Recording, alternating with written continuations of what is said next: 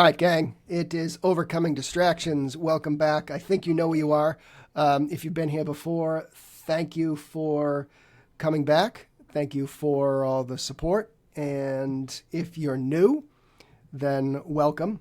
This is the place for the busy executive, the person with the demanding career that has ADHD, or if you think you have ADHD, I like to say you don't need a piece of paper to come here. So, and as I think you know, after that intro, we just like to dig right into our topic du jour, so to speak. So, we are going to talk about accountability. Now, is that a negative word? Let's see if we can decide that in the next few minutes. So, we have Russ Jones. He leads the ADHD Big Brother community. You got 60 seconds, Russ. Tell us what the Big Brother community is. Oh, wow. Okay, yeah. ADHD Big Brother, it's an implementation engine for people that want to be productive, even though it's for folks with ADHD that want to get unstuck. They want to be consistent. And I do that through daily accountability, body doubling room we have, community challenges, gamification. We hit ADHD on all the sides. Accountability is not a dirty word for us. It is literally the beating heart of ADHD Big Brother. We're going to find out about that. You know, I went through a coaching program years ago. It wasn't ADHD specific, but it was a program. It was like a 6-month program, and it was cool. Kind of broke down, personal, professional, what you wanted to do with your life, blah, blah, blah, that type of stuff. It was very beneficial to me.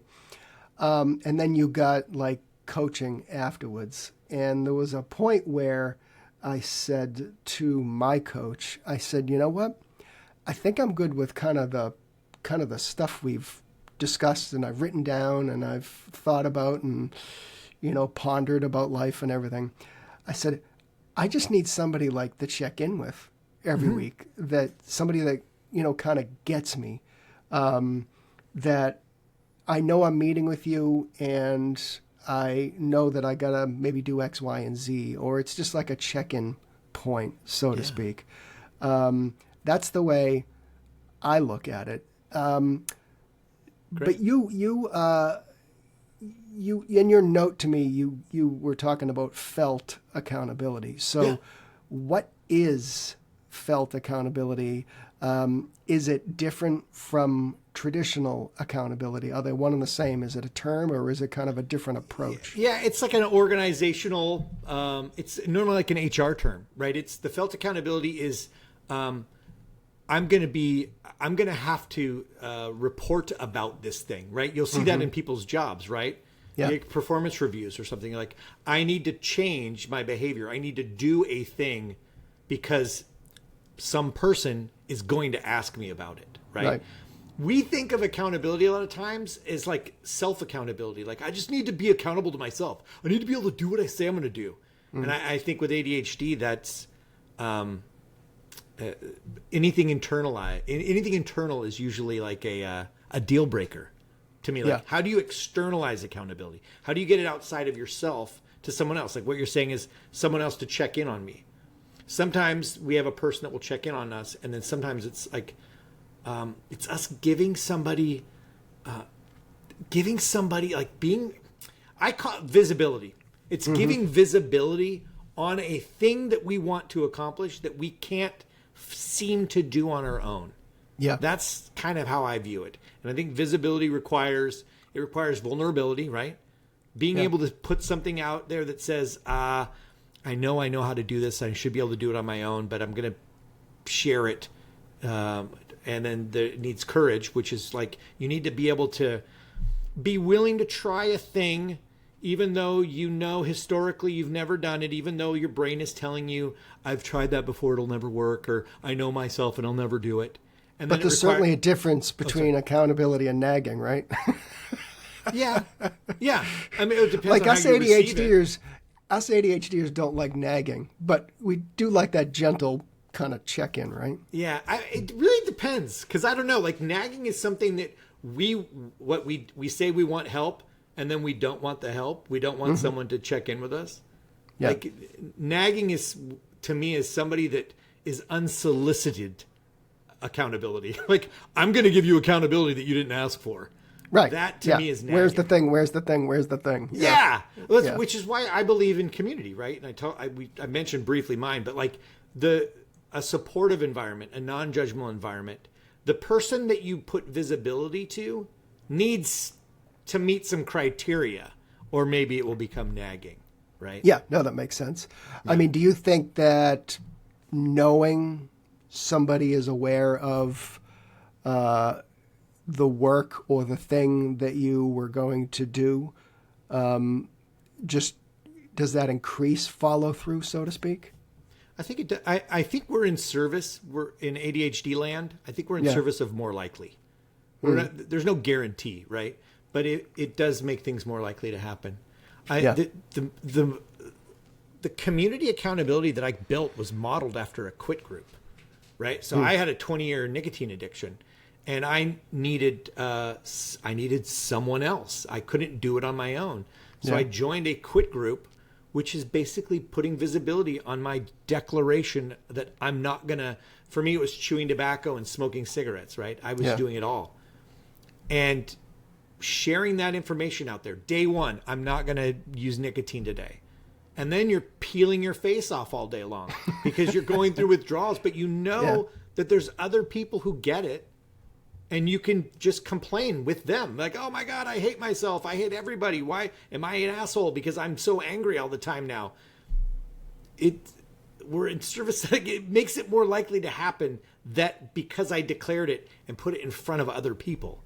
Yeah, no, I think that makes a lot of sense. Yeah. What do you think, jumping off that in your experience, what do you think is actually going on in the brain when that felt accountability, so to speak, is a factor or kicks in? What is, I mean, I know us ADHDs, we like to kind of pick apart the pieces of the brain that do this and that, but something's going on, right? Yeah. Well, I was like, it's the dopamine neurotransmitticals, David. They're firing into, no, I think it's it's the dopamine 3000 version 2. You have 30 cc's less of dopamine. No, I believe, I don't speak too scientifically, but it's tension. You're creating a little bit of healthy tension. Yeah. Tension to not doing it. Mm-hmm. And I mean, we are not now people, right? So the second we feel tension, it becomes not now. Right? So like I usually use anything you want, like laundry, for instance, like or whatever. It's like in the moment of the thing, we have tension, like, not now. But if I said to someone, let's say in a group, that I said, today I'm doing my laundry no matter what, right? When I comes to the moment and I say, oh no, not now, laundry. Oh, but I'm going to have to tell people that I didn't do it. It's just a little bit of, you're adding a sprinkle of tension to not doing it that hopefully counteracts the tension to doing it, and therefore it wins. But see, that's why I don't really shout from the rooftops what I'm going to do. That's me, though. Yeah, that's me. Why don't you? Because I actually think I will do the thing, and this is just me. Okay. Now, I just mentioned at the beginning that, accountability did work for me. It was very successful. I think on certain things, though, I like to just kind of keep my head down and do the thing, so to speak. Maybe that takes a little more analysis on my part. But I also, like if you don't need help with it, you don't need help with it. I don't think anything requires accountability. Well, I think there's certain people that go on Facebook or go on social media and announce that you're going to do this XYZ thing, like you're going to start this whole new whatever. Yeah. Well, yeah, exactly. That's faceless people. That's like right. Anything. Believe me, I'm at the age where it's like, I don't know if you've ever read The Courage to be Disliked, but it's just like it basically talks about who cares. It's just like you're not here to please other people. You're not here to understand why somebody might think that what you're doing is wacky or what have you. Or I use the example of before kids, I'd walk around the mall and somebody would have food on his shirt, and I'm like, what a slob. And then you have kids, and you're like, oh, now I get it. Turns out I have food and puke on my shirt now. It's a badge of honor. Right. And you're like, who cares? Yeah. So, but that's, I don't think social and again, media I counts. do understand those check-ins super work, and they work for me in some circumstances. I think other things for me are just like, you know what, I'm just going to keep my head down. I'm going to do X, Y, and Z, and let's see where it goes. So great. I mean, that's like most people that are looking for help. If they don't need help, then there's nothing to do. And social media, I just want to say this about social media. Declaring intentions to faceless, nameless people is not going to do anything for you.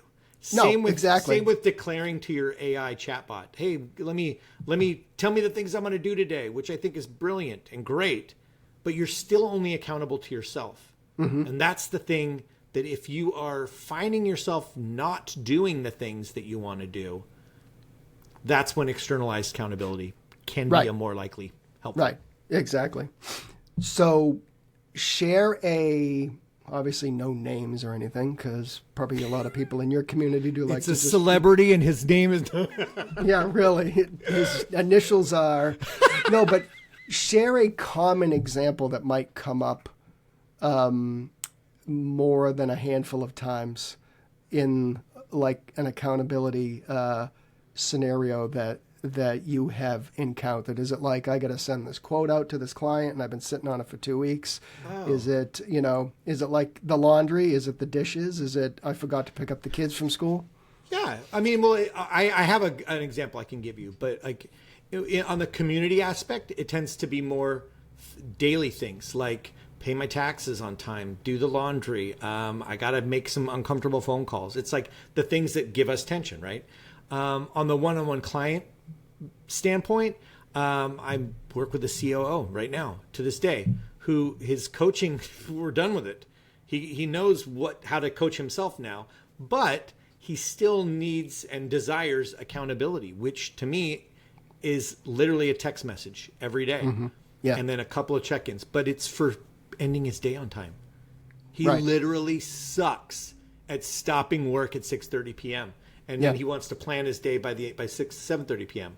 But the visibility that he gets, these are his words really, it's like the fact that he has visibility every single day and he knows that he has to text me, that his decision, his opt-in decision to text me every day. End of day 6:45. Yeah. Thumbs down. But that's what I think, and I think, I work with that busy professional as well. Actually, that's all I do is, but the fact that you have gotten through some of the, basics, if you will. All right, we figured out what to-do list works for you. We figured out how to maybe calendar a little better. Now some of these people that just want to, like I said, check in with somebody that gets them, right?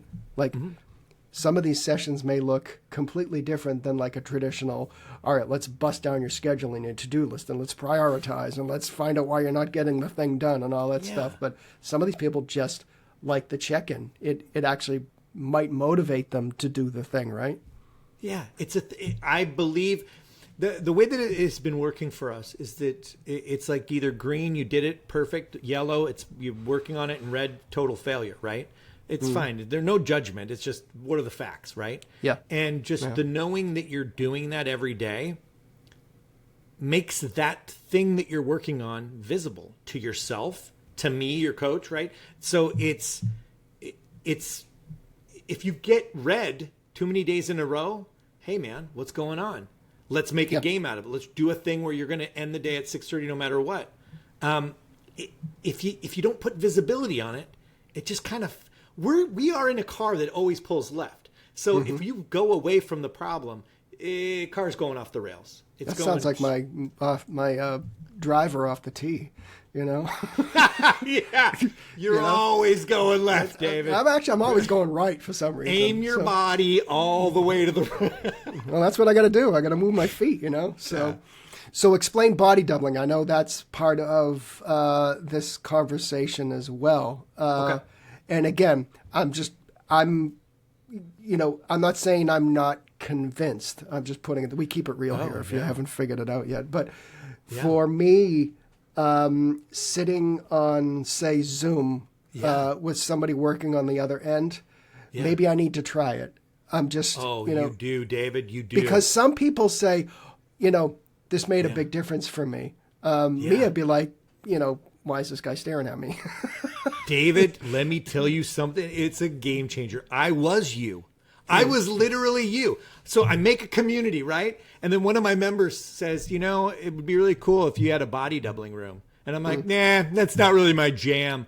But, you're paying for a community, so I might as well add a Zoom room. What is it, $11 a month? Fine. Zoom room, open 24/7. Let's body double. I tried it. I'm literally in there all the time, getting work done all the time. Nobody's actually staring at you, but you are on camera. And there is something about that. I mean, you talk about like ongoing live felt accountability. I've said I'm going to do a thing. We type it in like the chat. I'm going to work on outreach, marketing for my podcast. I'm going to work on whatever. The other day it was like IRS stuff. And it adds a teaspoon of extra focus. And if you find yourself off the rails, right? You're on now I found myself on a tab. I'm looking at news. I see that there's a whole bunch of people on my screen. And I'm like, oh, I know what I'm here to do. I'm here to work on this thing I said I was going to work on. See, now for me, and again, if people have listened to me for any length of time, you know that, for example, if your to-do list is on a napkin and you get your shit done, who am I to judge? You do you when it comes to ADHD, right? I don't care, okay? And if body doubling works for you, then that's the thing, right? Yeah.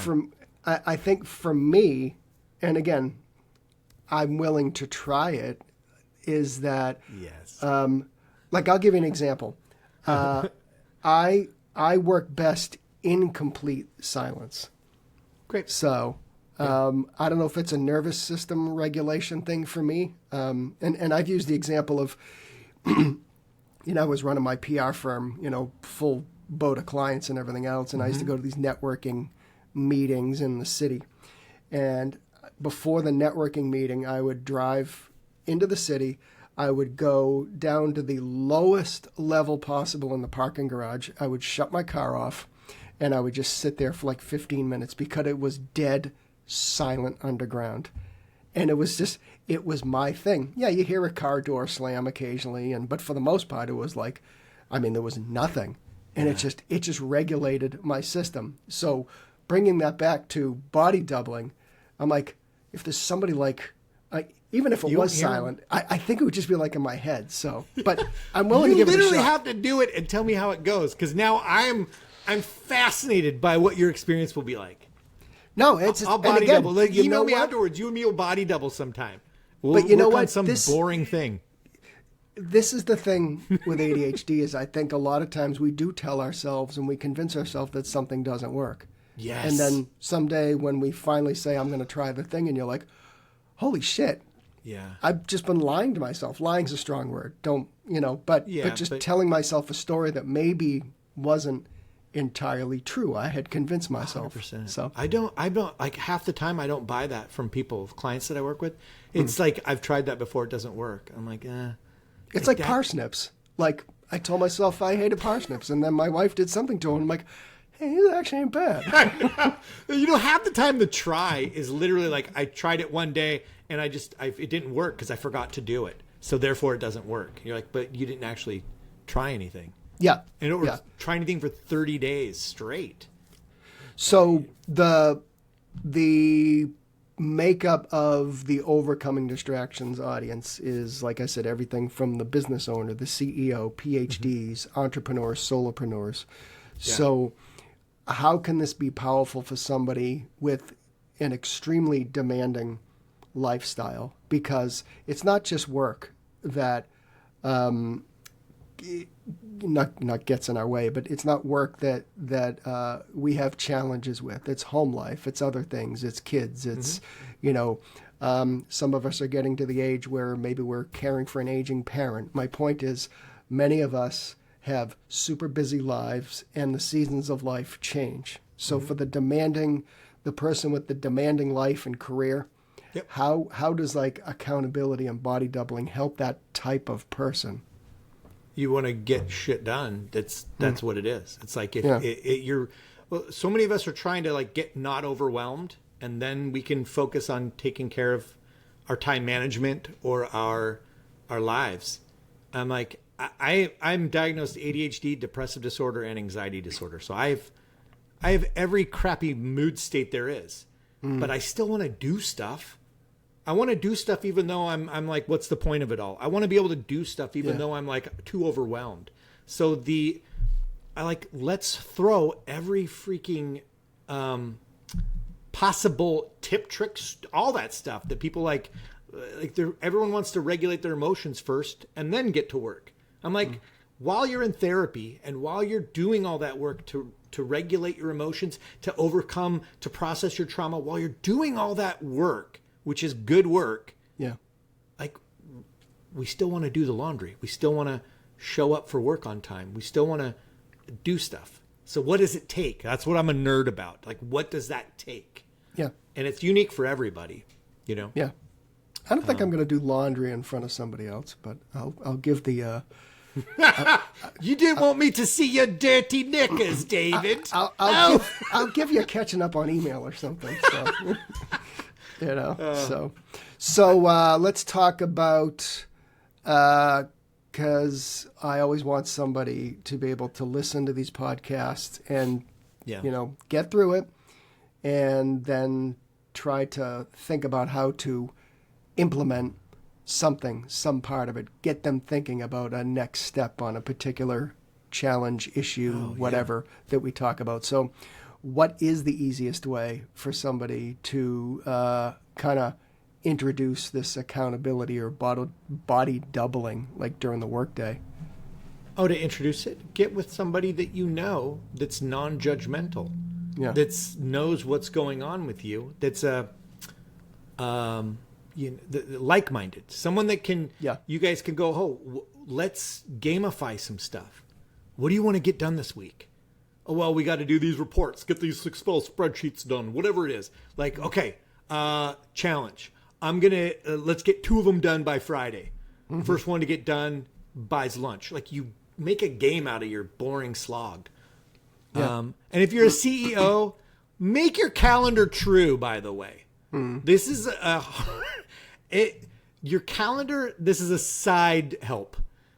People have their calendars and they add like, oh, I'm going to put a time chunk in here for marketing, or I'm going to put a time chunk, but then they don't actually know what they're doing in that time. If you're, exactly. You blocked out the time. You're halfway there. Get it? Yes. Or people be like, I want to make sure I think about this thing. So they'll make it a calendar event. And you're like, if ever there was a magic wand, it's like, look at your calendar and ask yourself, is it true? And move forward. and then get with a buddy and be like, is your calendar true? Mine's true, whatever. That's your accountability partner. Right. No, and I think as a side note, you know, I would put those in my calendar. I would say, actually, I would call it to do. You know, 8:30 in the morning, the thing goes off. Bing. Okay, I open it up. And you know how, like, when you have a calendar invite, there's, you know, you open it up, there's the body of the invite, right? You know, especially in like 365 or, you know, Gmail, Google Suite or something. Yeah. I put my to-do list in there. So I would put the 3 to 5 things that needed to get done, because it would basically slap me in the face at 8:30 every morning. Yeah. You know what? Here's a quick tip for everybody. This will help everybody, because so many people will come push back and say, I don't look at notifications, I swipe them away. Do this. Go into your settings on your notifications on your phone and turn off all the notifications except for the things that have permission to bother you, and then create a black and white rule for yourself that no matter what happens, if a notification pops up on your phone, you have to stop, acknowledge it before you swipe it away. Right. That will get obnoxious really quick, and you will be like, well, that notification's got to go. I'm going to delete those. Yeah. No, but I think that's important I think that's probably why we don't do the thing, because we're being assaulted by notifications. It becomes noise, right? Yeah. Right. Yeah, exactly. It's just like I leave things out on the counter to remind me to do something. Like I got to take something to my father's house where I write a note. But if I leave it out there too early, then it just becomes part of the furniture, and I just keep walking by it. Totally. It's like it became ineffective. Yeah. So I mean, so what do we do to make it effective? I love that. There's a sweet spot in terms of that type of stuff. So, and what? How do any other tips on that busy professional? Because we just mentioned it, the packed schedule, right? I talk to people all the time, and I'm like, hey, what's your day look like? I'm in meetings all day. Okay, so I don't know what you feel about this, but my advice would be like, then just do the meetings.